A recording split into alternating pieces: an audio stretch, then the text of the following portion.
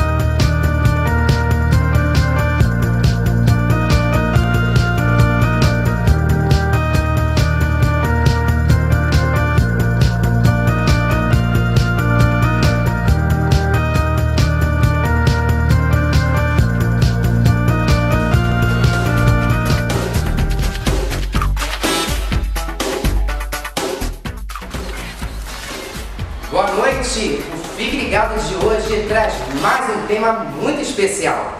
Mas antes de revelarmos qual é o assunto, eu agradeço em nome de toda a equipe a audiência que tivemos na semana passada, quando falávamos sobre o tema o papel do cidadão perante a sociedade. Em breve iremos retornar com esse assunto. Bom, participe enviando as suas sugestões, críticas ou elogios para o nosso e-mail, programa@fiqueligado.com.br, ou acesse nosso site www.rce.org.br. Sem mais delongas, vamos ao assunto desta edição. Confira o tema de hoje. Fique ligado. Tema de hoje: teoria do conhecimento na Idade Moderna e Contemporânea. O programa de hoje traz assuntos de grande valia sobre o tema referido. E para entendermos melhor o assunto, é de extrema importância compreendermos a teoria do conhecimento. Então, fique ligado. Fique ligado. Segundo o dicionário, conhecimento é o ato, o efeito de conhecer. É ter ideia ou a noção de alguma coisa. É o saber, a instrução e a informação. Ou seja, a ação de conseguir entender por meio da inteligência, da razão ou da experiência. A ação de dominar uma ciência, uma arte, um método, um procedimento. A ação de se relacionar com uma pessoa ou mais pessoas. Conhecimento também inclui descrições, hipóteses, conceitos, teorias, princípios e procedimentos. Vamos aos exemplos. O diretor não tem conhecimento sobre a situação da empresa. O estudante tem um conhecimento surpreendente. E tantos outros exemplos. Fique ligado! E para você, o que é conhecimento? O nosso repórter Elvis do Amaral foi conferir. Veja. Boa noite, Marcos Filho. Estamos aqui na Faculdade Salesiana para falar um pouco sobre o nosso tema de hoje. Estamos com o aluno Lucas Machado. Lucas, o que é conhecimento? Elvis, para mim, conhecimento são fatos, né, que cada um indivíduo tem sobre determinada coisa. Por exemplo, eu tenho conhecimento sobre cinema. Gosto muito de cinema desde criança, meu TCC é sobre cinema. Gosto de audiovisual, então se alguém me perguntar coisas a esse respeito, eu saberia responder. Agora, se for falar de matemática, já é parte de um fato de matemática, de algo que eu não sei. Então, acho que conhecimento seria isso.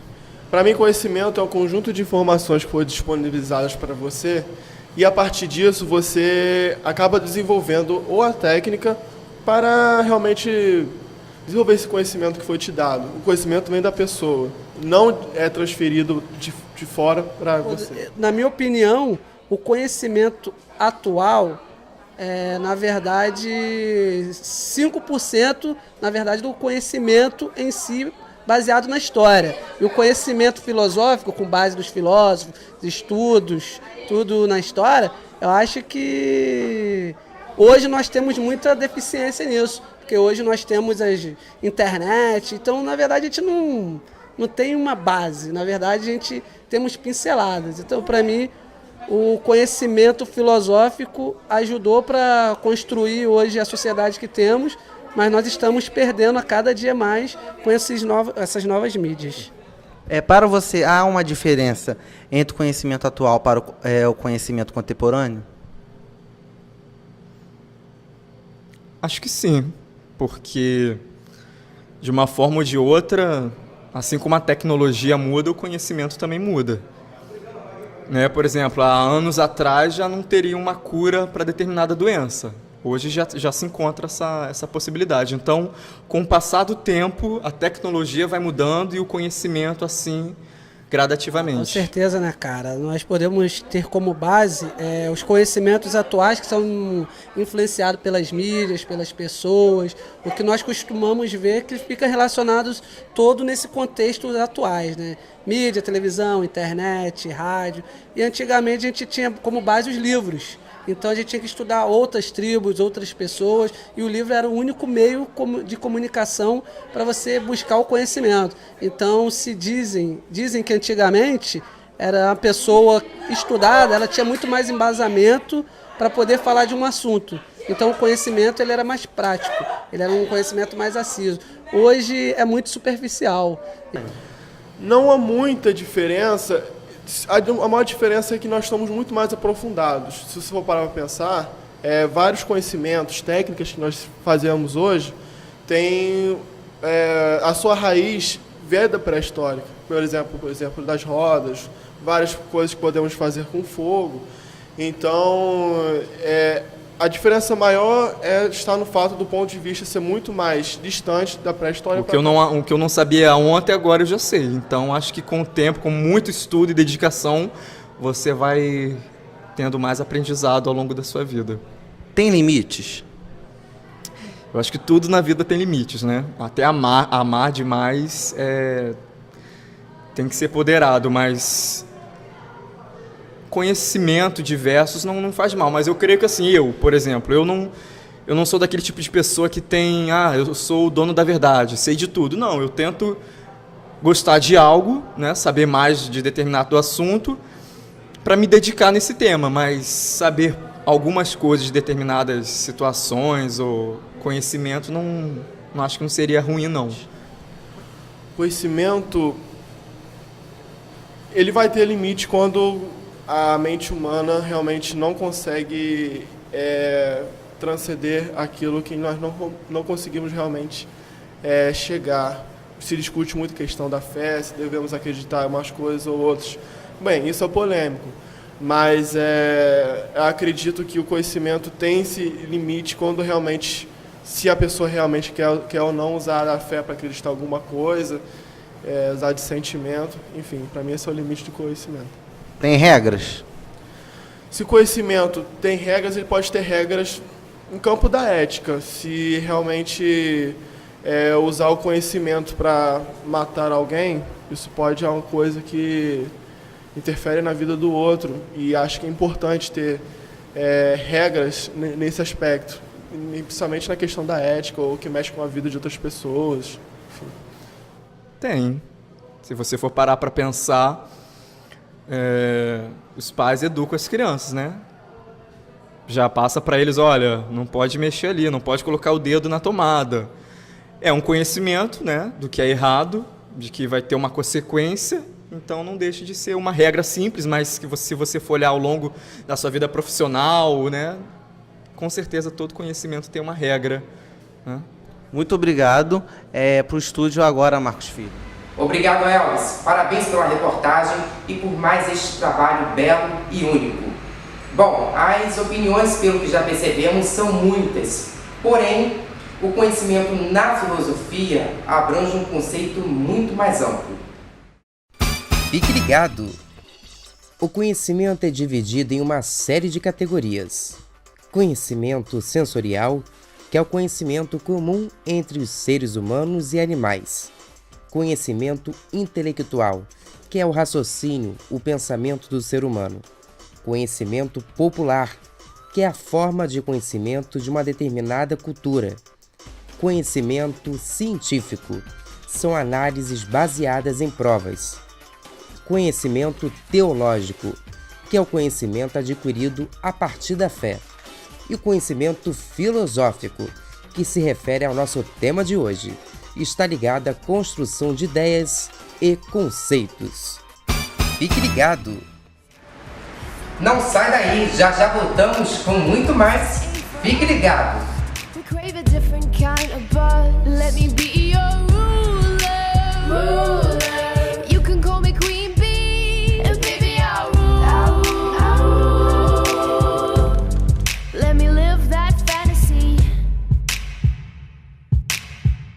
Chega de trapaça, chega de enganação.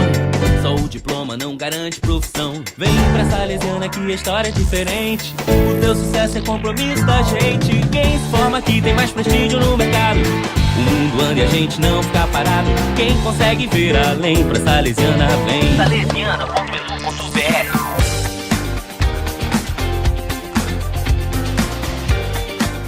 De volta com Fique Ligado. Para você que acabou de ligar no seu televisor, confira o assunto desta edição.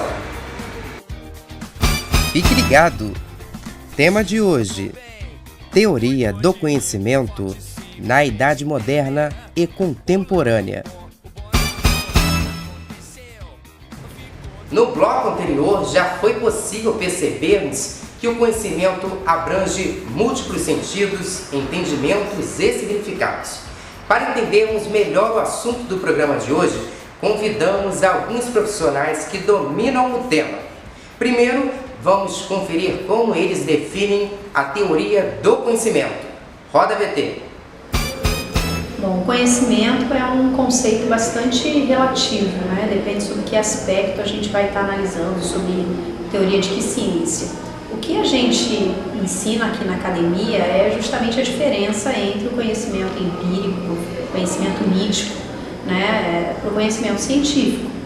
A nossa preocupação aqui, por se tratar de uma instituição de ensino, de formação, nível superior, seria com o conhecimento científico, conhecimento acadêmico. Bom, é importante lembrar que houve uma grande mudança no pensamento humano quando se saiu do pensamento do mito e se chegou ao pensamento da razão.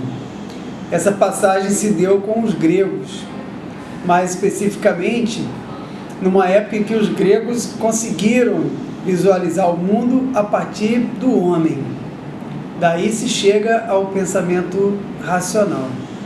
Abandonar a ideia de mito era abandonar uma ideia de que a natureza dominava o homem.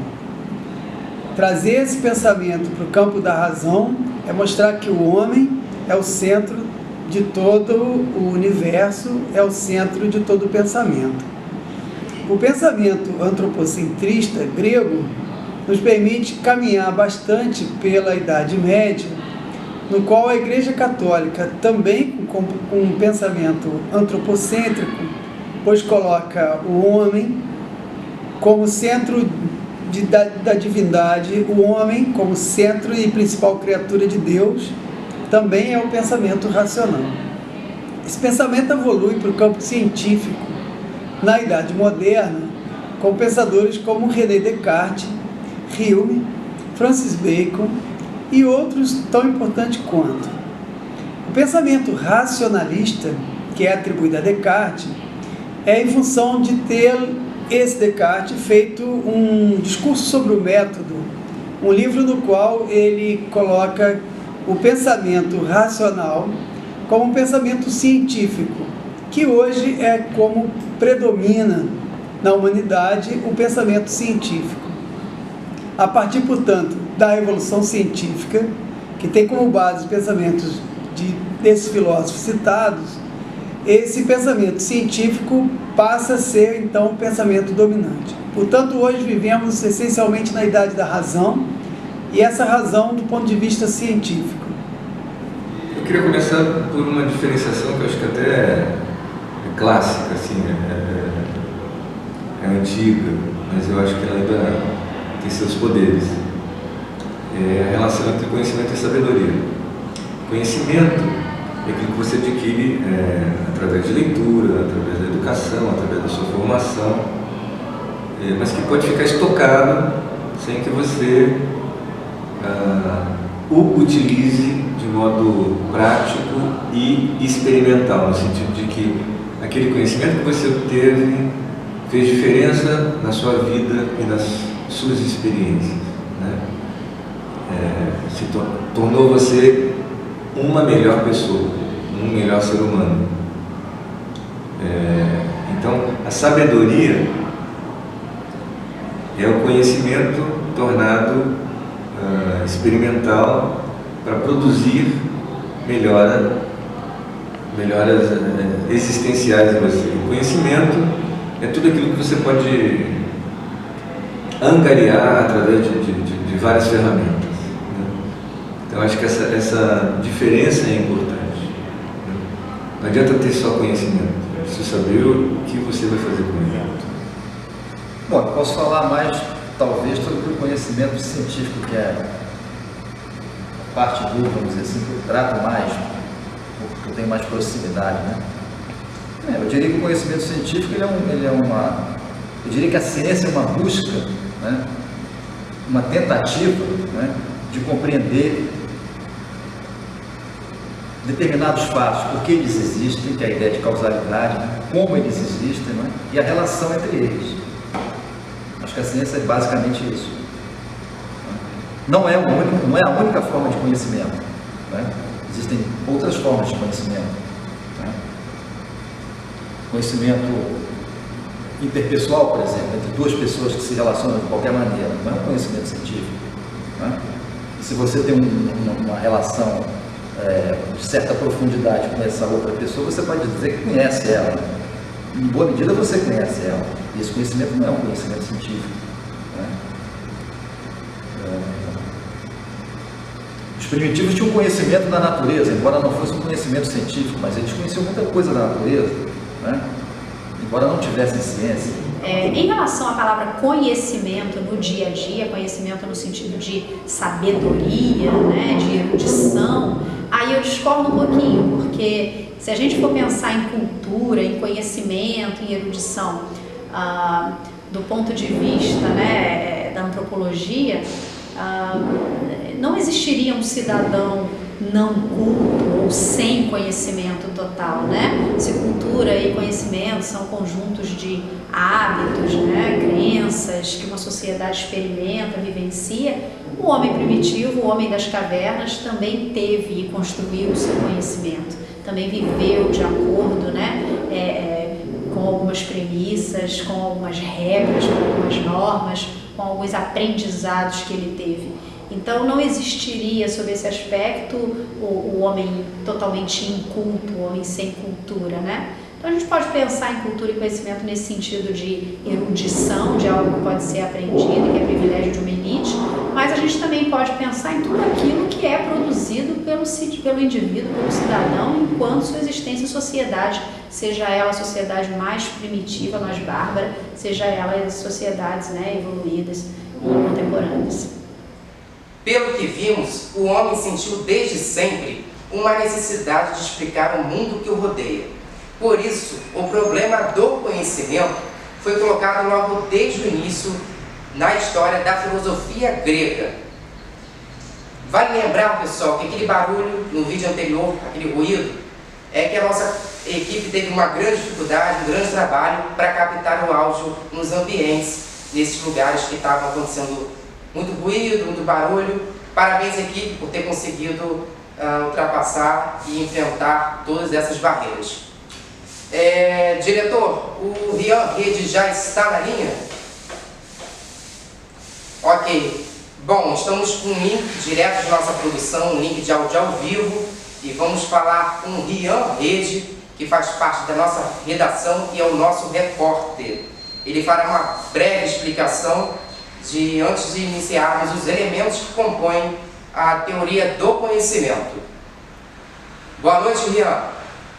Boa noite, Marcos Filho. Boa noite, telespectadores. Com certeza, Marcos, é muito importante explicarmos, mesmo que de uma forma rápida, o início de toda essa evolução para depois conceituarmos durante o programa as principais correntes e seus representantes.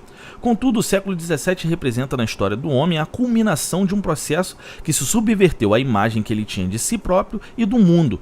A emergência da nova classe dos burgueses determina a produção de uma nova realidade cultural, a ciência física, que se exprime matematicamente. A atividade filosófica, a partir daí, reinicia um novo trajeto. Ela se desdobra como uma reflexão cujo pano de fundo é a existência dessa ciência. A Revolução Científica determinou a quebra do modelo de inteligibilidade apresentado pelo aristotelismo, o que provocou, nos 9 pensadores, o receio de enganar-se novamente. Como já vimos, se um pensamento que o sujeito tem do objetivo concorda com o objeto, dá-se o conhecimento. Mas qual é o critério para se ter certeza de que o pensamento concorda com o objeto? Isto é, um dos problemas que a teoria do conhecimento terá que propor e solucionar é aquele de saber quais são os critérios, as maneiras, os métodos de que se pode valer o homem para ver se um conhecimento é ou não verdadeiro. As soluções apresentadas a essas questões vão originar em 2 correntes: o racionalismo, corrente vinculada ao pensamento francês, e o empírico, uma tendência positiva e prática expressa pela cultura anglo-saxônica, uma vez que esses 2 grandes movimentos filosóficos são dos séculos XVII e XVIII.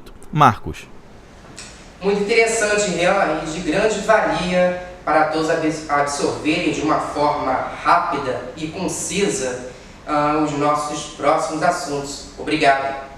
Qualquer coisa é só me chamar. Abraço. Pode deixar, Rian. Abraço. Vamos agora entender mais um pouco do racionalismo, do empirismo e entre outros fatores que estão inseridos dentro da teoria da comunicação. Começaremos falando sobre o racionalismo. Veja. No século XVII, havia uma discussão muito grande entre o pensamento racional e o pensamento empírico. O pensamento racional científico é como se fosse um método no qual você não precisa repetir várias vezes para saber qual seria o resultado. Bastava você intuir a partir de uma primeira experiência. Chama-se empirismo. Enquanto que o racionalismo cartesiano exige que você experimente várias vezes, infinitamente, para comprovar a sua hipótese. Portanto, são métodos diferenciados, mas que todos levam ao conhecimento científico. A filosofia vem para fazer essa ruptura. Antes do pensamento filosófico ser implementado, antes dos primeiros filósofos aparecerem com suas teorias, com seus pensamentos, o mundo estava muito baseado no conhecimento empírico, no mítico, no religioso, A fundamentação para todas as questões era embasada na questão religiosa e na experimentação não científica, ou seja, por que chove? Chove porque Deus quer assim, por que os índios fazem tal dança ou tem tal comportamento? Porque os antepassados faziam dessa forma. E aí os filósofos vieram para fazer uma ruptura com essa questão, que era perguntar o porquê das coisas.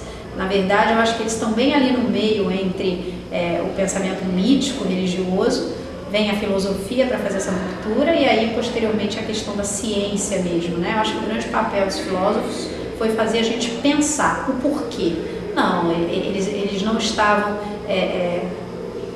concordando, vamos dizer assim, ou conformados com as explicações simplesmente míticas, Existe uma transição aí nesse período, e a grande preocupação é questionar, é perguntar, é tentar compreender. E a ciência, de fato, vem para testar para comprovar, né, para experimentar de fato. E aí hoje a gente sabe que a Terra efetivamente não é quadrada e que tantas coisas são diferentes do que nós estudamos e em outras civilizações e em outros momentos históricos, graças à ciência. Isso do aspecto, né, pensando do ponto de vista filosófico. O racionalismo foi uma reação, né, a toda uma forma de conhecimento que não dependia da racionalidade, não dependia de um método de raciocínio indutivo, dedutivo, né? Ele já vinha a priori, ele vinha de cima, né? Era o conhecimento teológico, era o conhecimento que vinha de Deus, era a revelação. Então você não tinha acesso àquele conhecimento, não haveria como você chegar até ele, a menos que ele fosse revelado, chegasse através dos escritos sagrados, através dos profetas, através, enfim, dos emissários de Deus, né? Então o racionalismo diz que não, que é possível a gente compreender o homem, o universo e tudo que nos concerne através da racionalidade, daquilo que nos diferencia de todos os outros espécimes animais na face da Terra. Então, racionalismo é essa reação a um conhecimento que você não sabe de onde vem, né? Para os racionalistas é possível conhecer através da possibilidade da razão. É possível conhecer todas as coisas. E é o único modo de conhecer. Esse outro modo teológico, essa outra é uma invenção, são mitos e eles não condizem com a verdade. Você só consegue chegar à verdade através da razão, para o racionalismo.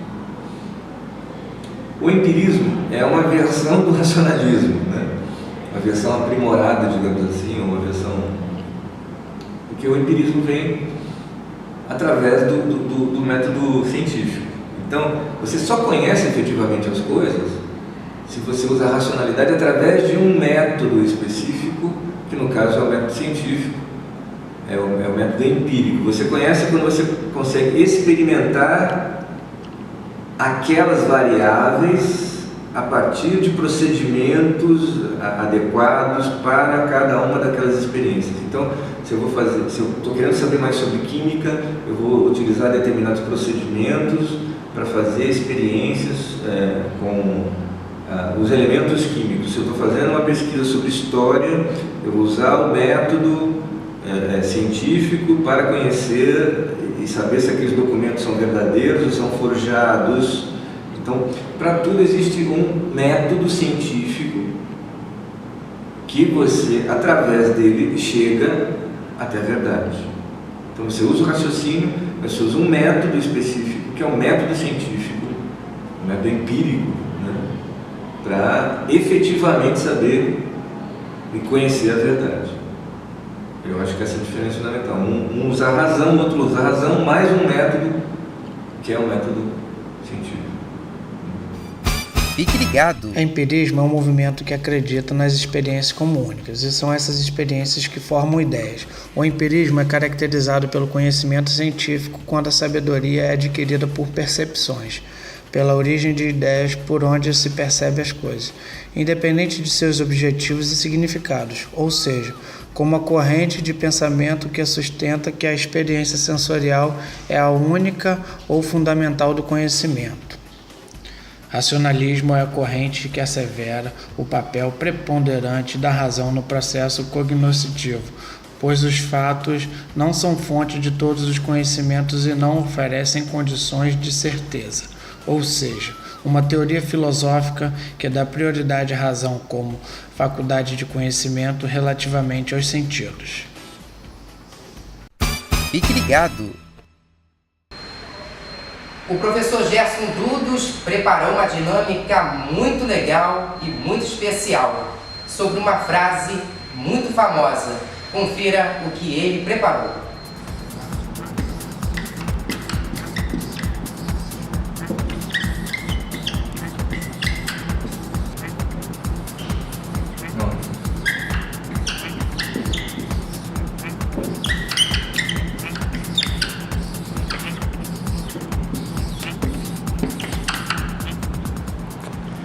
Dentro do racionalismo, como a gente estava falando, o que interessa é a razão, a racionalidade, né?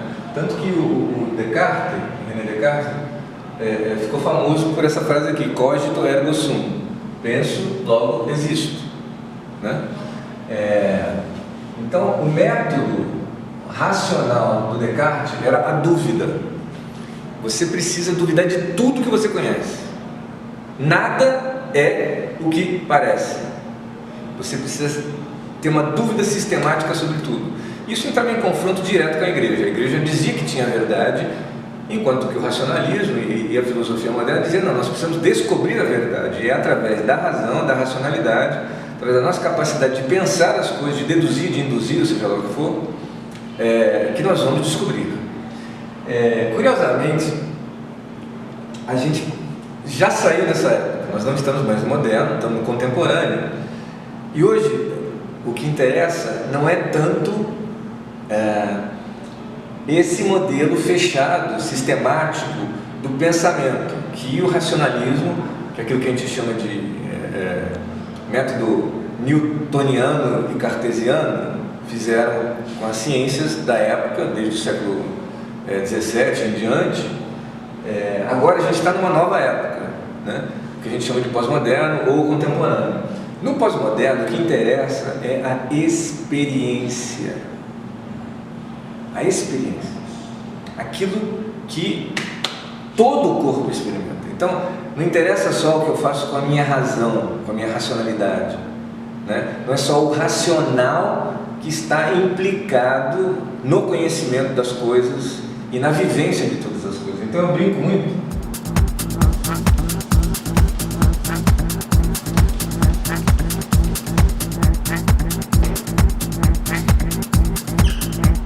com o próprio código do Descartes hoje em dia. Por quê?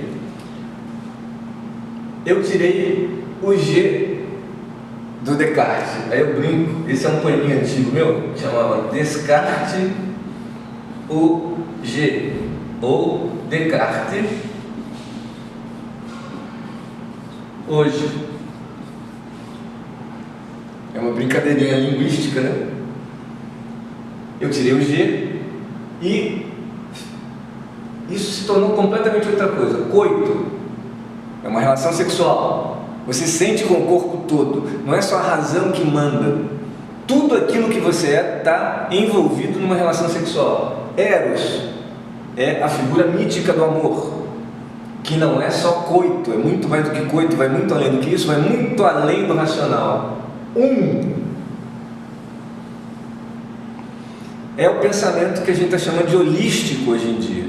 O pensamento que acredita que o todo é maior do que a soma das partes. Então, a razão é só uma pequena parte daquilo que nós somos. A razão é apenas um dos modos possíveis de conhecimento. Hoje em dia, para o contemporâneo, para o pensamento contemporâneo, nós estamos muito além da racionalidade. E é preciso que a gente recupere todas as outras formas de conhecimento que a modernidade abandonou, por acreditar que eles não tinham mais nada a nos dizer e que só a ciência e a racionalidade poderiam nos trazer a verdade. Isso eu acho importante. Daqui a pouco você vai conhecer mais alguns dos filósofos. Já já voltamos. Ei, som, desce, ei, 1, 2, alô, alô, som, desce, 1, 2, 3, Em terras americanas, ao longo de mais de um século, salesianos e salesianas vêm dedicando suas vidas e energias a inúmeras atividades apostólicas, particularmente ao cuidado da juventude, buscando adequar os ensinamentos dos fundadores e o carisma salesiano a cada região e a cada momento histórico.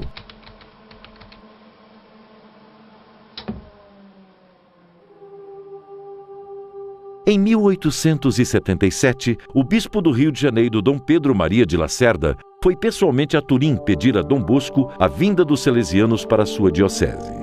Dom Lacerda os conhecera quando, em 1875, a primeira expedição missionária destinada à Argentina fizera escala no porto do Rio de Janeiro.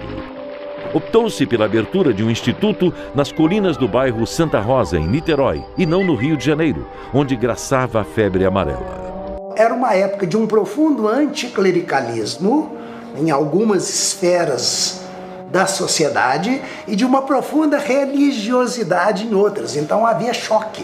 Por princípios da monarquia, estava se dando certa abertura a outras confissões religiosas. Diante de tantas dificuldades, parecia iminente a obstrução da obra de Dom Bosco, recém-instalada no Brasil. Mas, apesar de tudo, a obra foi vitoriosa. E as sementes do sistema preventivo de Dom Bosco continuaram a germinar por todo o país e pelo resto do mundo.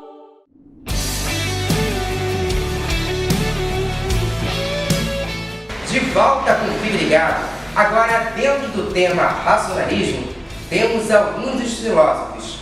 Entenda um pouco e saiba quem são. O professor Júlio Boldrini explica.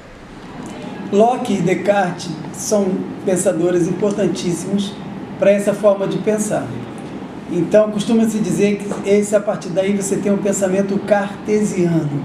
O pensamento cartesiano é o pensamento sem nenhuma intuição, é um pensamento que só vale o que é provado cientificamente. Descartes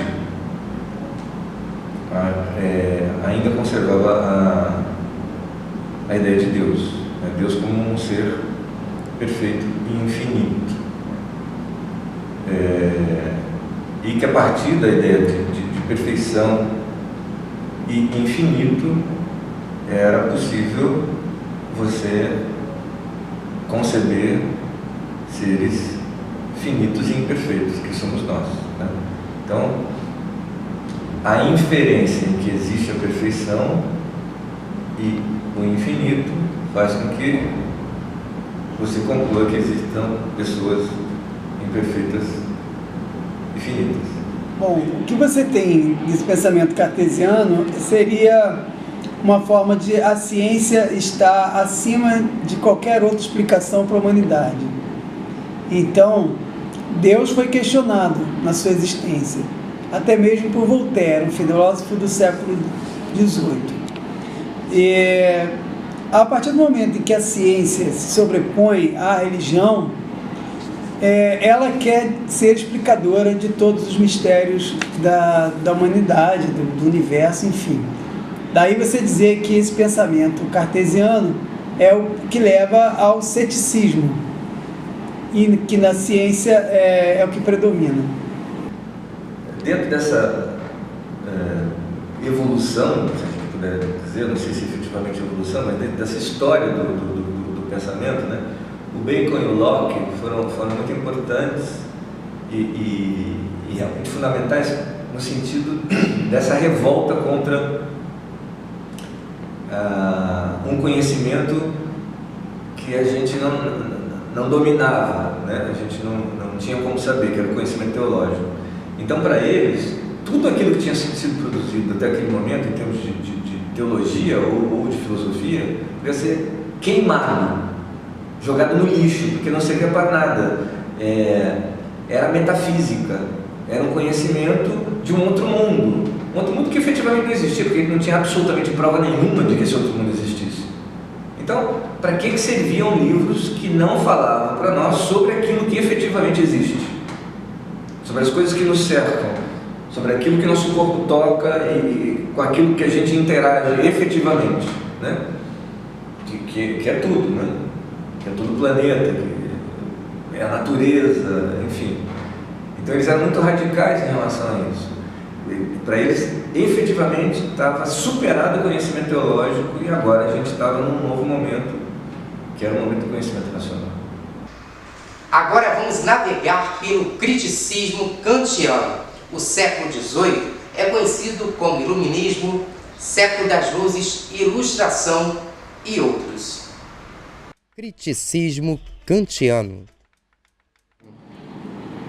Então, acontece que isso vem de um filósofo alemão, Kant, e que o que acontece é que eles trabalham com o que a gente chama de visão crítica, não é como a visão crítica de hoje. A visão crítica filosófica kantiana, ela passa por uma discussão sobre a matéria, né? E o que Kant defende, assim como vários outros filósofos, em especial os alemães nesse período, é que não há nada além da matéria, não há nada que extrapola o que se toca, o que se vê, o que é real. Nada estaria além disso. Fora isso, não existiria mundo. O criticismo kantiano é, portanto, uma crítica que se faz aos pensamentos filosóficos e até religiosos, em que entende-se que a vida pode ir além da matéria. E o que Kant coloca é que isso não seria possível. Filosofia pós-kantiana, século XIX.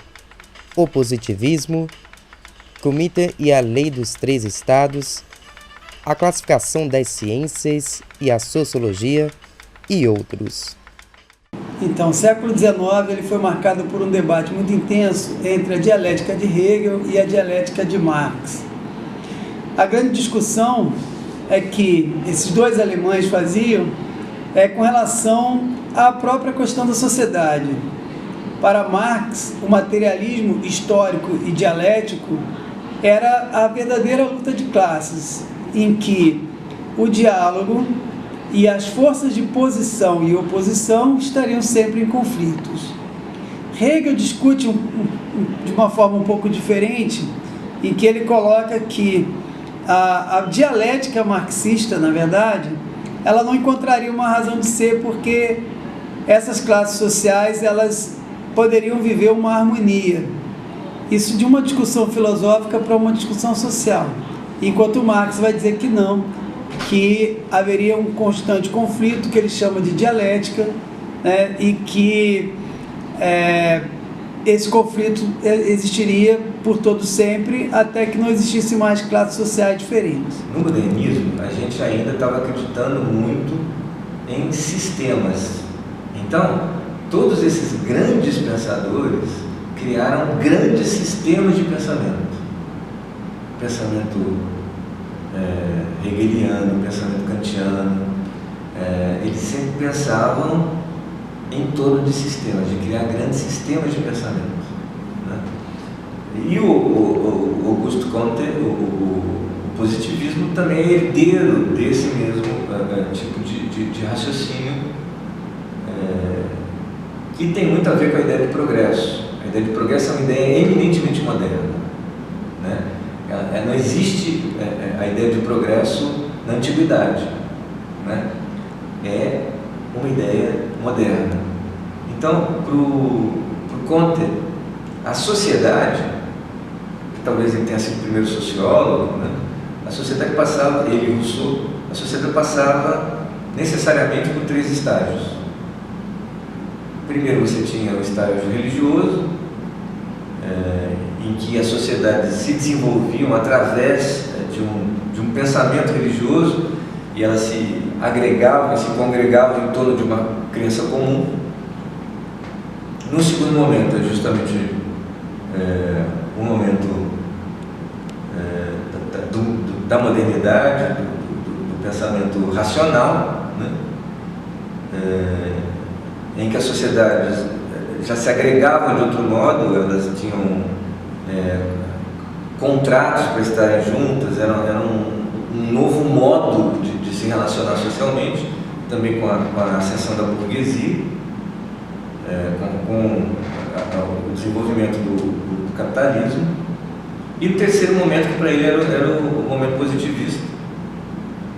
E é curioso porque nós, no Brasil, temos uma herança do pensamento positivista, que é a nossa bandeira.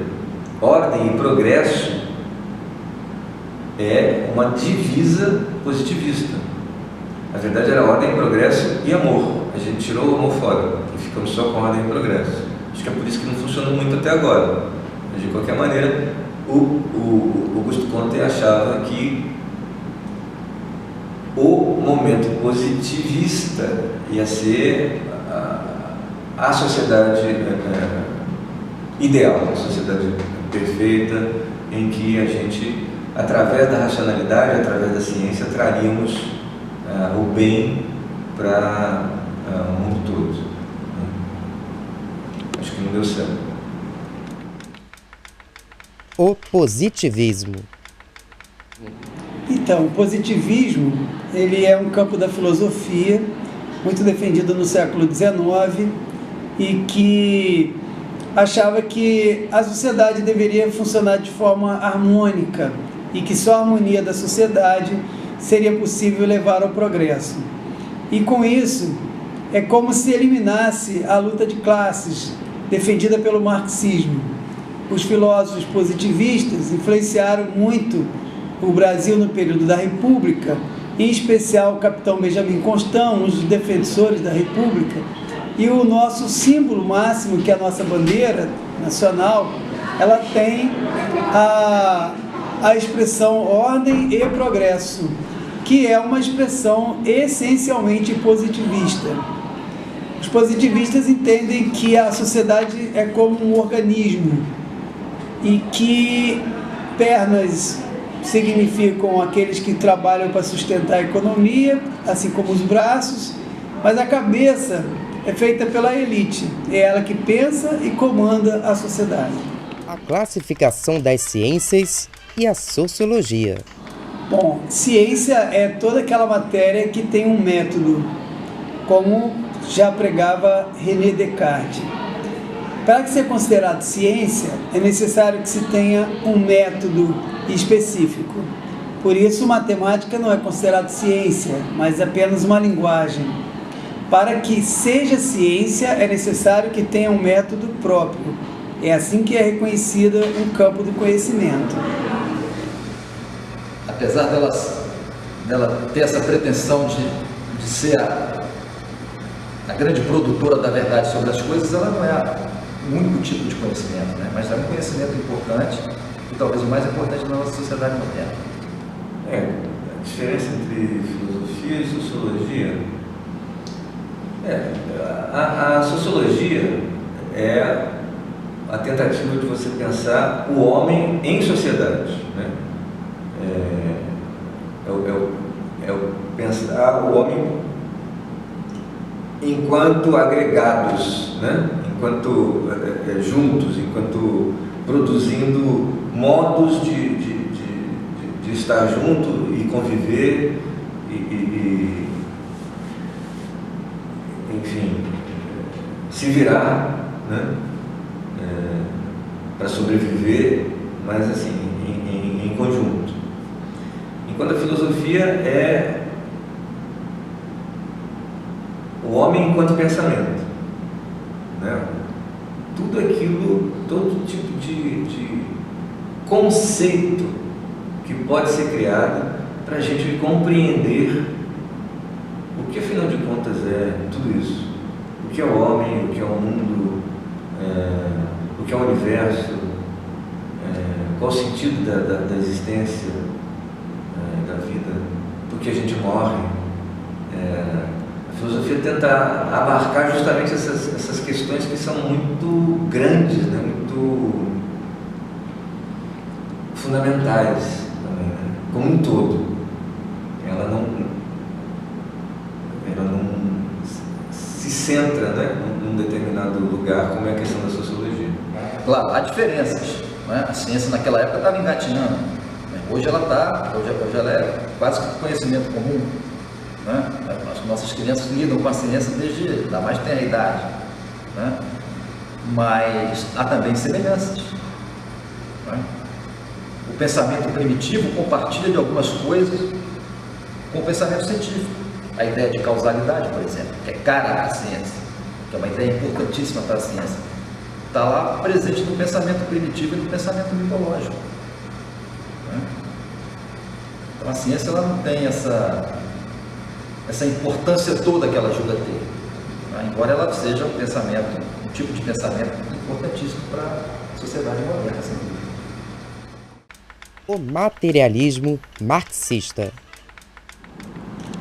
A escola de Frankfurt é uma tentativa de você atualizar o marxismo clássico, né? O marxismo clássico, ele se centrava demais nas forças econômicas. E a escola de Frankfurt tentou mostrar que uma variável importante no desenvolvimento do capitalismo é a questão da cultura, a cultura de massa, né? Então, a escola de Frankfurt, através de seus pensadores muito diferentes entre si, Adorno era muito diferente de Horkheimer, que era muito diferente de Benjamin, eles tentaram perceber, eles notaram isso e tentaram colocar isso de maneira bastante coerente através da teoria deles, né? Mostrando que, na verdade, na cultura moderna do século XX, já tudo estava se transformando em mercadoria. Tudo era mercadoria, né? Os objetos da cultura, as produções culturais, eles estavam numa época de ascensão do rádio e logo depois a ascensão da televisão, do cinema. Então todas essas artes, todas essas mídias e a utilização dessas mídias foram muito bem analisadas pela escola de Frankfurt, que mostrava justamente que, em certo sentido, existia uma fabricação de um pensamento unificado que tentava induzir as pessoas a pensarem daquele mesmo modo, né? Através dessas mídias que chegavam a massas muito grandes. Antes da existência do rádio, da televisão, a gente não tinha modos de nos comunicar de maneira tão massiva, né? Chegar a milhares de pessoas, dezenas de milhares de pessoas, centenas de milhares de pessoas, como a televisão, o cinema e o rádio conseguiram. Então eles fizeram uma análise muito inteligente, muito interessante da influência dos meios de comunicação de massa no pensamento, né? E do modo como a classe dominante, que estava por trás, digamos assim, que era detentora de todos esses meios de comunicação, acabava forjando um modo de pensar que a privilegiava, né? Então isso é muito interessante e muito... Ela foi muito usada na nossa área, na área de comunicação, durante a década de 60 e 70, até meados da década de 80, talvez. O que fecha essa discussão filosófica é o pensamento de Karl Marx. Marx foi um filósofo muito importante no século XIX e bastante atual, mesmo no século XXI. O marxismo deu uma explicação clara, objetiva e profunda do movimento das classes sociais ao longo da história, o que é chamado de materialismo histórico. Para Marx, a religião nada influenciou no processo de desenvolvimento da humanidade. Mais do que isso, Marx coloca que a religião ela é utilizada pelas classes dominantes como uma forma de manutenção do seu poder sobre as classes dominadas. Inclusive ele cita que a religião é o ópio do povo, e essa é uma frase muito conhecida do Marx. O materialismo histórico é hoje a principal forma de análise do desenvolvimento da humanidade em sociedade.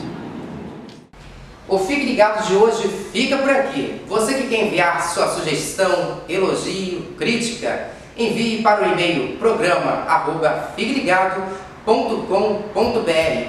Não esqueça também de acessar o nosso site www.rce.org.br. Obrigado a toda a minha equipe envolvida, sem eles não seria possível fazer este programa. Até semana que vem com mais um grande, belo tema e programa. Obrigado pela sua audiência. Boa noite e até lá. Tchau. Fique ligado.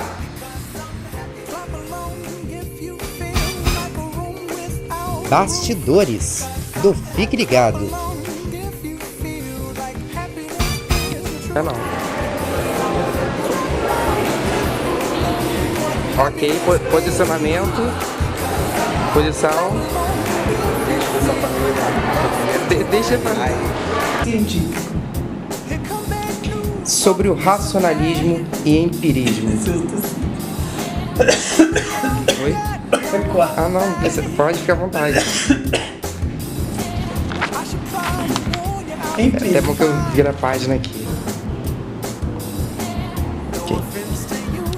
Vai, gravando. Tape 8. Tape 8 não. Tape 10. Gravando.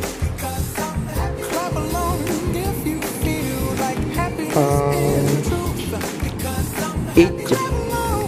Como que é a pronúncia? Engel.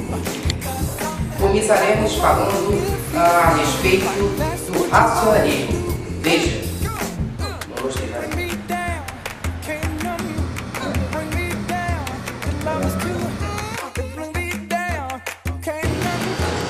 Pode ir? Pode. Boa noite, estou aqui com o Edson.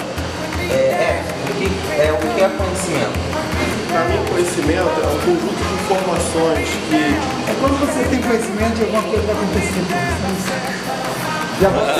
O pensamento que acredita que o todo é maior do que a soma das partes. Embora não tivesse ciência, então a ciência...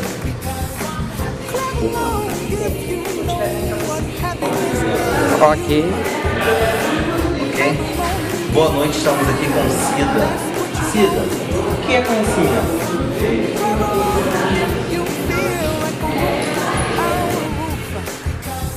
O Fique Ligado de hoje fica por aqui. Mas no programa da semana que vem tem muito mais. Obrigado pela sua audiência. Você que quer enviar seus elas para você e dentro dela que você pensa e age dela do jeito que foi ser corrida de tudo também. Eu tô indo nele. Pode seguir aí. Pode seguir. Tá. Mas tu tá falando mesmo? Não, mas vamos pra frase hoje, porque Vai de novo. Que aspecto a gente vai estar analisando sobre teoria de ciência? Ok. O programa de hoje traz informações de grande valia sobre... Ok. Pode ser? Boa noite, estamos aqui com o Davi Burri. Davi, como é você se sentir ganhar mais uma vez o Vasco? Ah, eu acho uma coisa comum, uma coisa corriqueira, já tá ficando chato já. Todo final de semana te ganhando o Vasco. Tape 60, gravando. Boa noite, Marcos Filho. Estamos aqui na Faculdade Salesiana para falar um pouco sobre o nosso tema. A nossa introdução será... Ok. Boa noite.